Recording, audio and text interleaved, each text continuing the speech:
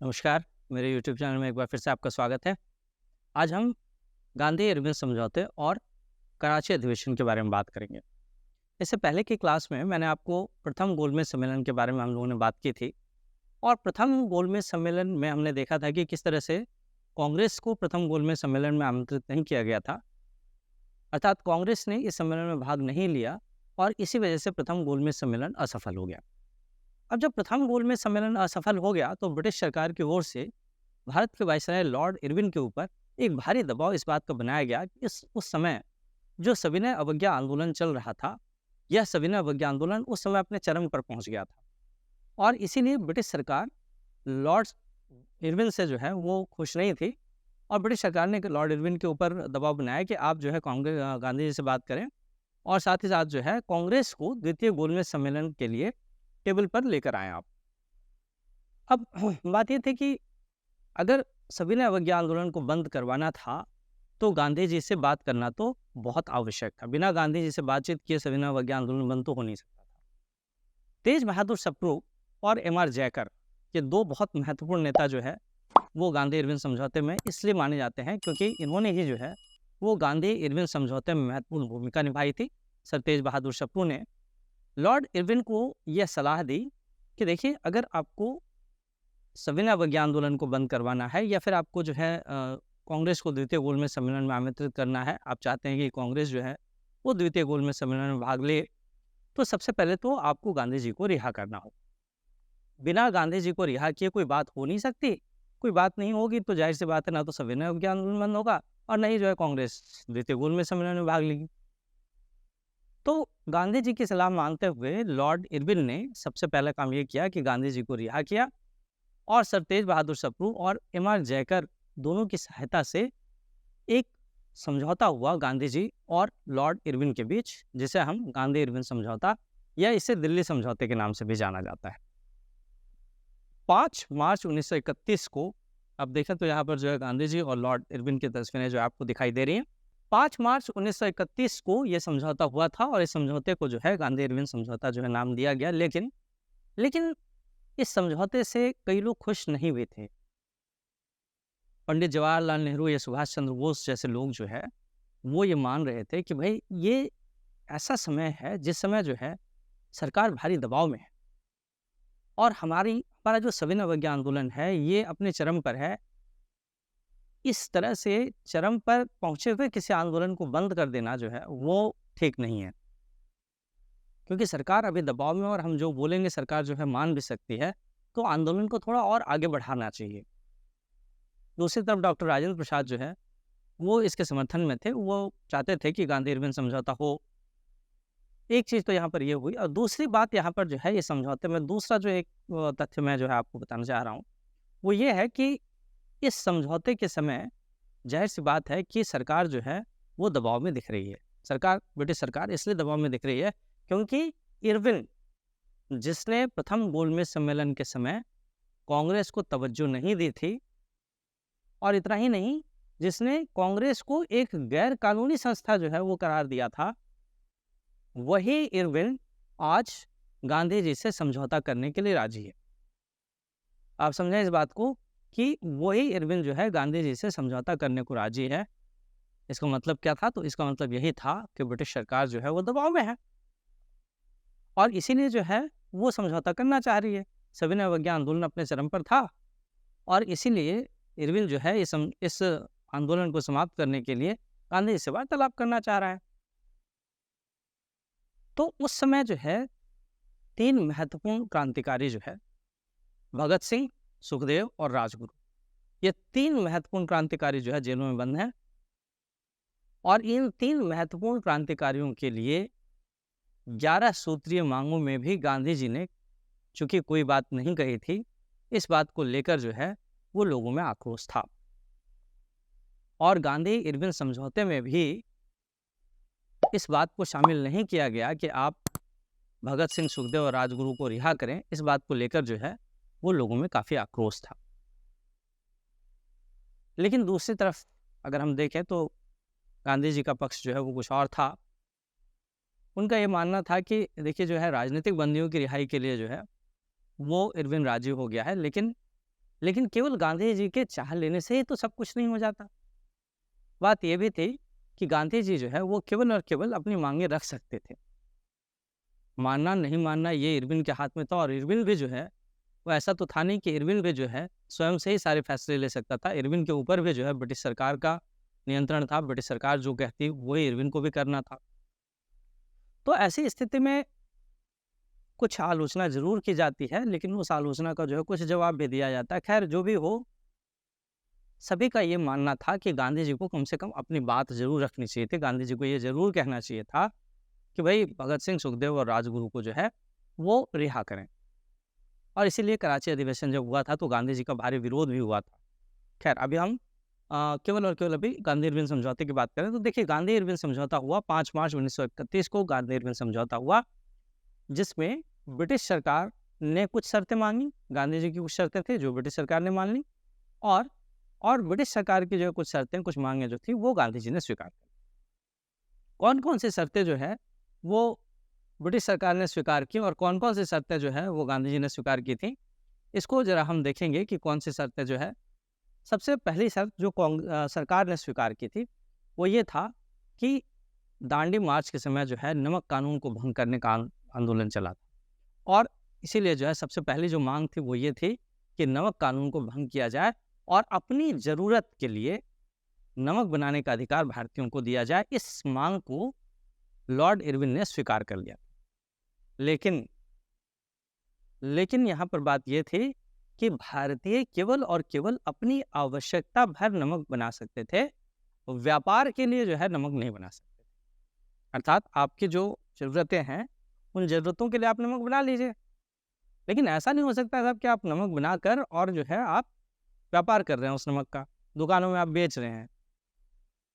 तो सरकार ने जो है इस बात को केवल स्वीकार किया कि आप अपने उपयोग के लिए जो है ये नमक बना सकते हैं, इसका व्यापार नहीं कर सकते। आप नमक का व्यापार नहीं कर सकते, है ना? पहली बात तो ये कही।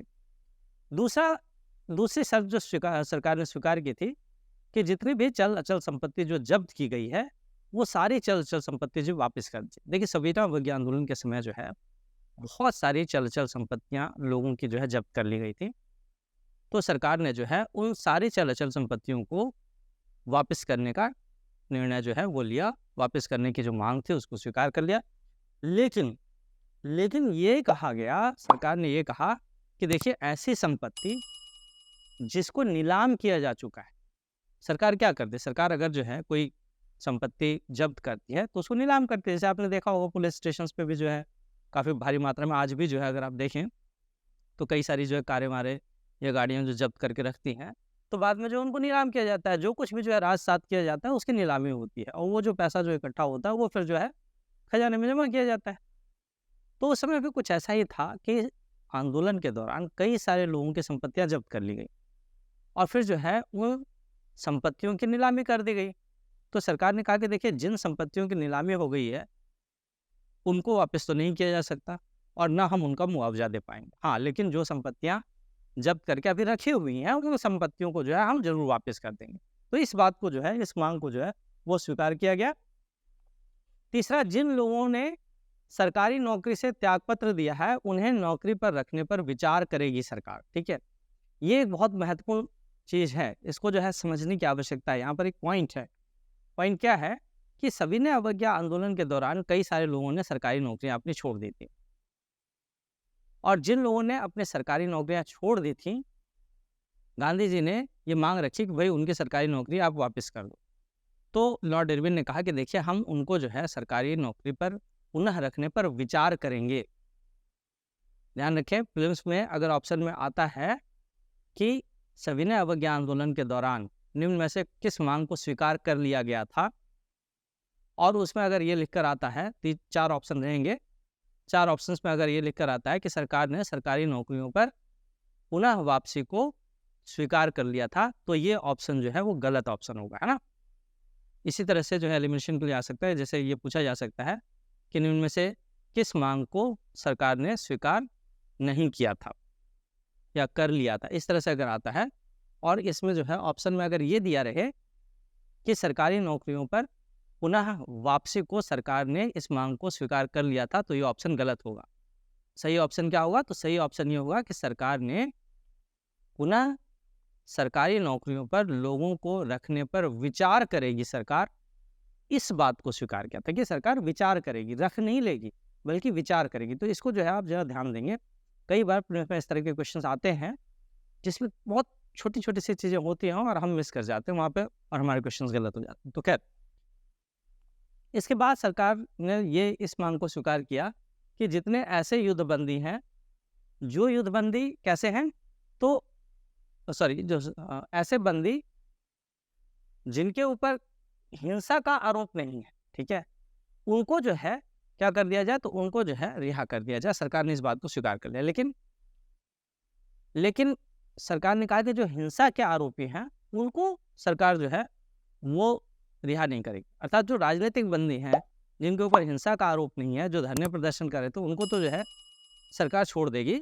लेकिन जो हिंसा के आरोपी हैं, उनको सरकार नहीं छोड़ेगी। यही जो है सुखदेव, भगत सिंह और राजगुरु, उन लोगों को जो है यही जो प्रावधान था, इसके अंतर्गत ही जो है नहीं छोड़ा जा सका और बाद में जो है 23 मार्च 1931 को जो है उनको फांसी की सजा दी गई थी, पता है।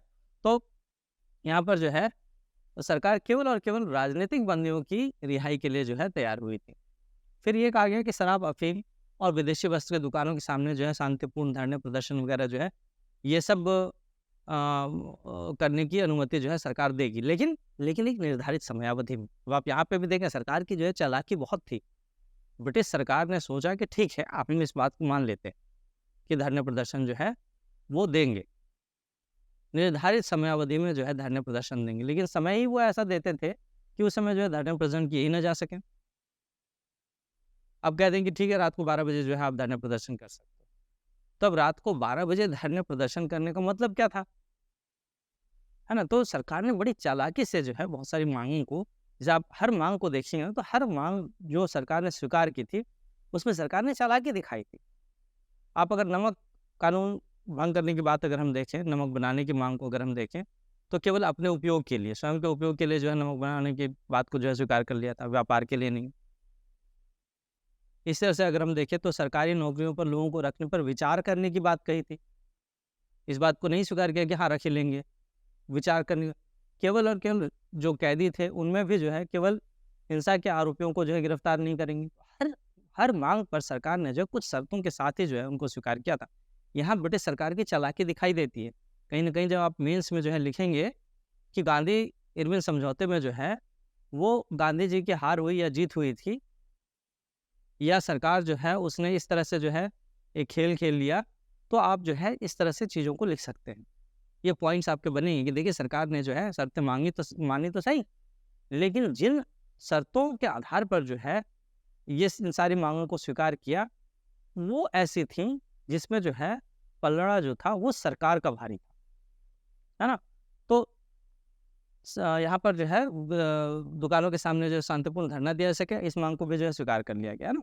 इस तरह से जो है अध्यादेश वापस लेने की बात, कानून वापस लेने की बात भी जो उन्होंने कुछ स्वीकार कर ली थी। खैर, गांधी जी या कांग्रेस के द्वारा जो स्वीकार की गई शर्तें थी, उनमें सबसे पहली बात ये थी कि कांग्रेस जो है वो द्वितीय गोलमेज सम्मेलन में भाग ले। अच्छा, ब्रिटिश सरकार ने जो मांगे रखी थी गांधी जी के समक्ष या कांग्रेस के समक्ष, उसमें जो है एक मांग ये थी कि देखिए, द्वितीय गोलमेज सम्मेलन में भाग लेने के लिए आप राजी होंगे।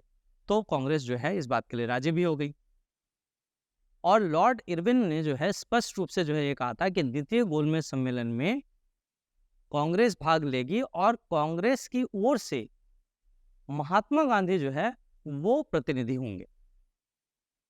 ये जो है लॉर्ड इरविन ने ये मांग रखी थी कि भाई, एक तो जो है कांग्रेस द्वितीय गोलमेज सम्मेलन में भाग लेगी, लेकिन कांग्रेस जो द्वितीय गोलमेज सम्मेलन में भाग लेगी उसमें कांग्रेस के प्रतिनिधि जो है वो महात्मा गांधी होंगे। इस शर्त को स्वीकार किया, तो भाई उस शर्त को जो है स्वीकार कर लिया गया।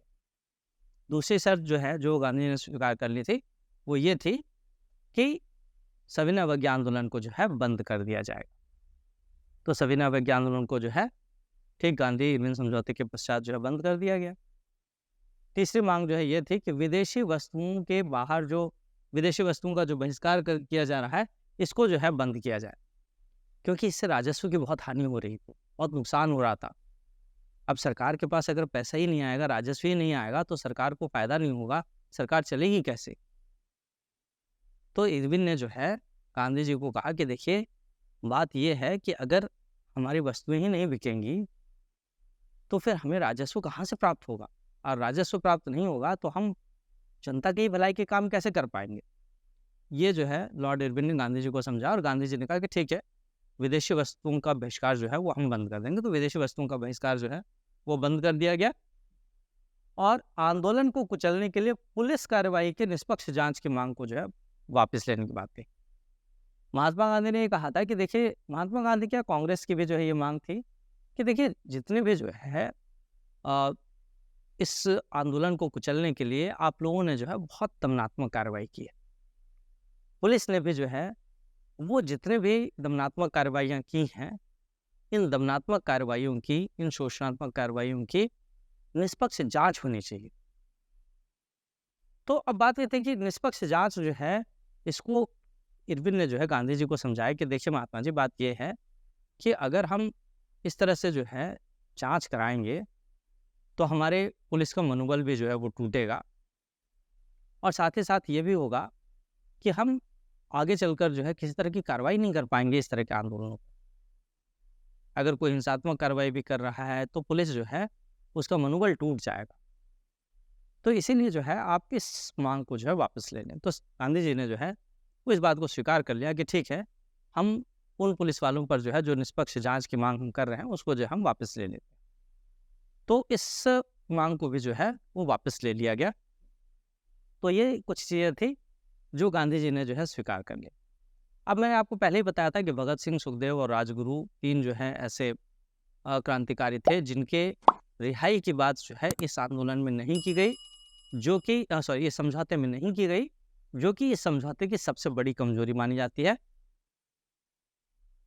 स्वयं पंडित जवाहरलाल नेहरू और सुभाष चंद्र बोस ने जो है इस समझौते का विरोध किया था और उन्होंने कहा था कि देखिए, अभी हमारा आंदोलन चरम पर है और इस तरह का समझौता किया जाना जो है वो उचित नहीं होगा। डॉक्टर राजेंद्र प्रसाद ने जो है वो इसका समर्थन किया था। इन तथ्यों को आप याद रखें, इसमें से जो है प्रश्न बनेंगे।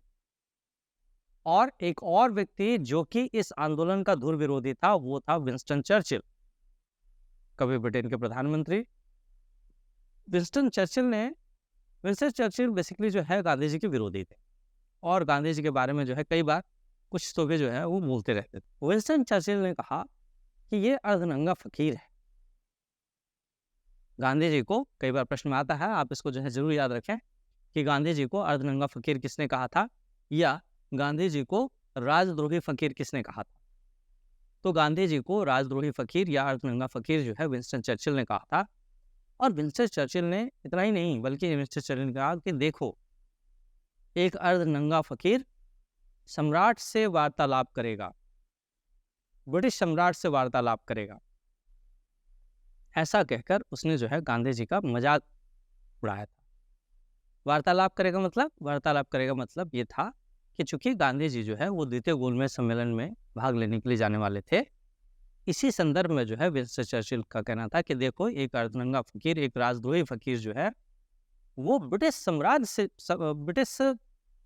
से जो है वो वार्तालाप करेगा। अब ऐसा समय आ गया है कि एक अर्धनंगा फकीर जो है वो ब्रिटिश सम्राट से वार्तालाप करेगा। ऐसी बात जो है वो विंस्टन चर्चिल के द्वारा जो है यहाँ पर की गई। खैर, तो ये कुछ जो है बातें थी।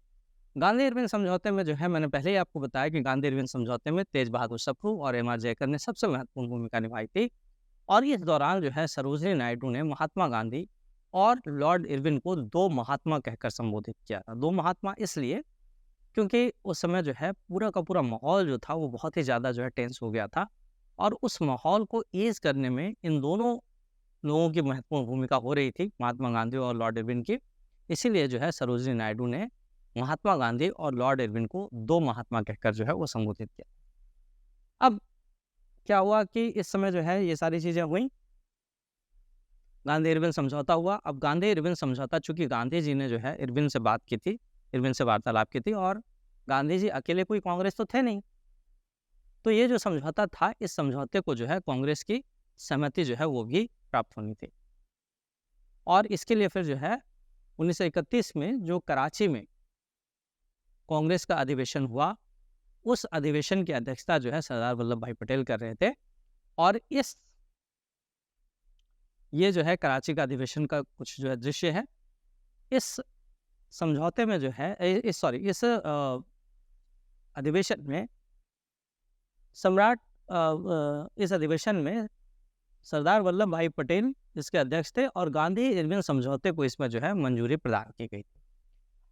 इस सम्मेलन में जब जो है गांधी जी पहुंचते हैं, आप देखिए यहाँ पर जो है गांधी जी का विरोध जो है कितना हो रहा था उस समय कि इस सम्मेलन में गांधी जी पहुंचते हैं। गांधी जी जैसे ही पहुंचते हैं कराची अधिवेशन में, उस पूरे अधिवेशन में जो है जो लोग वहाँ मौजूद होते हैं वो सारे लोग जो है गांधी जी के अगेंस्ट हो रहे हैं। और वहाँ पर जो है वहाँ पे जो है नारा दिया जा रहा है, गांधीवाद का नाश हो। गांधी जी ने सुखदेव भगत सिंह राजगुरु को नहीं बचाया, गांधीवाद जो है वो मर जाए, गांधीवाद का जो है नाश हो जाए। इस तरह से जो है वहाँ लोग गांधी जी को अपोज कर रहे हैं। लेकिन खैर धीरे करके थोड़ी दिनों में चीज़ें जो है थोड़ी ठीक हुई। इस अधिवेशन में मौलिक अधिकार और राष्ट्रीय आर्थिक कार्यक्रम, यहाँ पर एक प्रश्न बनता है, आप याद रखें कि कराची अधिवेशन में जो है महत्वपूर्ण चीज़ ये हुई थी कि मौलिक अधिकारों के ऊपर चर्चा हुई थी और एक राष्ट्रीय आर्थिक कार्यक्रम जो है, ये दोनों ही संकल्प जो है जवाहरलाल नेहरू लेकर आए थे। और इन दोनों संकल्पों को बनाने में जवाहरलाल नेहरू की मदद जो है वो एम एन राय ने की थी। इस तथ्य को जो है याद रखें। हो सकता है कि आगे आने वाले एग्जाम में पूछा जाए कराची अधिवेशन की जो है महत्वपूर्ण बात क्या रही थी, या फिर मौलिक अधिकार और राष्ट्रीय आर्थिक कार्यक्रम जो है किस अधिवेशन में जो है रखे गए थे। तो ये जो है कराची अधिवेशन में रखे गए थे और इसे किसने तैयार किया था? तो पंडित जवाहरलाल नेहरू ने तैयार किया था। किसकी सहायता से किया था? एम एन राय की सहायता से किया था, है ना। और जब यहाँ पर जो है गांधी जी का विरोध हो रहा है तो गांधी जी ने जो है कहा था कि देखिए गांधी मर सकता है लेकिन गांधीवाद के रूप में वह सदैव जीवित रहेगा। गांधी चूंकि वहाँ पर जो है ये बात जब गांधी जी वहाँ पहुँचे थे तो बड़ा विरोध हुआ था और उस समय फिर जो है गांधी जी ने कहा कि देखिए गांधी तो एक दिन मर जाएगा लेकिन वह अर्थात गांधी जी स्वयं गांधीवाद के रूप में सदैव जीवित रहेंगे। और हम समझें कि उस समय गांधी जी की बातों में क्या गहराई थी, आज भी गांधीवाद हमें दिखाई देता है। आज भी गांधी जी जो है गांधीवाद के रूप में हमें जीवित दिखाई देते हैं। न केवल भारत में बल्कि संपूर्ण वैश्विक जगत में गांधी जी अपने गांधीवाद के रूप में उपस्थित दिखाई देते हैं। ऐसा लगता है कि अपने विचारों से वो सदैव सर्वत्र व्याप्त है। इसीलिए जो है संभवतः गांधी जी ने उस सम्मेलन में कहा हुआ कि गांधी जरूर एक दिन मर जाएगा लेकिन गांधीवाद के रूप में वे सदैव जीवित रहेंगे। सुभाष चंद्र बोस ने जब इस तरह से जो है ये बातें हुई और फिर जो है गांधी इरविन समझौते, चूँकि गांधी जी ने अपना पक्ष भी रखा और फिर जो है लोगों को ये बात समझ में भी आई कि गांधी जी ने क्या किया है। दो चीज़ें जो है यहाँ पर मैं बताना चाहूँगा। एक बात ये थी कि चूँकि गांधी जी का विरोध इसलिए हो रहा था कि सविनय अवज्ञा आंदोलन जो है वो वापस ले लिया जाना। वहाँ पर जो है गांधी जी ने अपनी बात को रखा था और गांधी जी ने कहा था कि देखिए सविनय अवज्ञा आंदोलन को जो है वापस क्यों लिया जा रहा है। तो उसके पक्ष में बात ये थी कि सविनय अवज्ञा आंदोलन को इसलिए वापस लिया जा रहा है क्योंकि देखिए हम आंदोलन क्यों चला रहे हैं, हम आंदोलन कुछ मांगों को लेकर ही तो चला रहे हैं। और इरविन जो है उन मांगों को स्वीकार करने के लिए तैयार है। अब यदि इरविन उन मांगों को स्वीकार करने के लिए तैयार है तो फिर आंदोलन चलाने का मतलब क्या है, तो फिर उसकी सार्थकता क्या है? वह आंदोलन चलाने की सार्थकता तभी होती जब वो हमारी मांगों को नहीं मांग रहा। लेकिन चूंकि वह हमारी मांगों को मान रहा है इसलिए जो है आंदोलन को वापस लिया जाना चाहिए। वैसे भी जो है बाल गंगाधर तिलक ने कहा था कि फिर अच्छा वहाँ पर फिर ये बात आई कि भाई सारी मांगों को तो नहीं मांग रहे हैं। तो वहाँ पर जो है बाल गंगाधर तिलक की जो है एक थ्योरी है जिसमें वो कहते हैं कि देखिए यदि हम कोई आंदोलन 16 आने के लिए करते हैं और उसमें से अगर हमें एक आना भी मिलता है, उस आंदोलन का प्रतिफल अगर हमें एक आने के रूप में भी प्राप्त होता है तो वो हमें ले लेना चाहिए और फिर से जो है 15 आने के लिए प्रयास करना चाहिए। ये एक बहुत महत्वपूर्ण बात जो है वो तिलक साहब ने कही थी। और संभवतः उसी तर्ज पर जो है गांधी जी ने अपने आंदोलन को वापस लिया कि भाई जो मांगे हमारी स्वीकार कर ली जा रही उनको तो कम से कम ले लें और फिर बाकी बचे हुए के लिए फिर आगे आंदोलन करेंगे। तो फिर यहाँ पर जो है यही चीज़ जो है हुई, सविनय अवज्ञा आंदोलन को इसलिए जो है गांधी जी ने वापस ले लिया।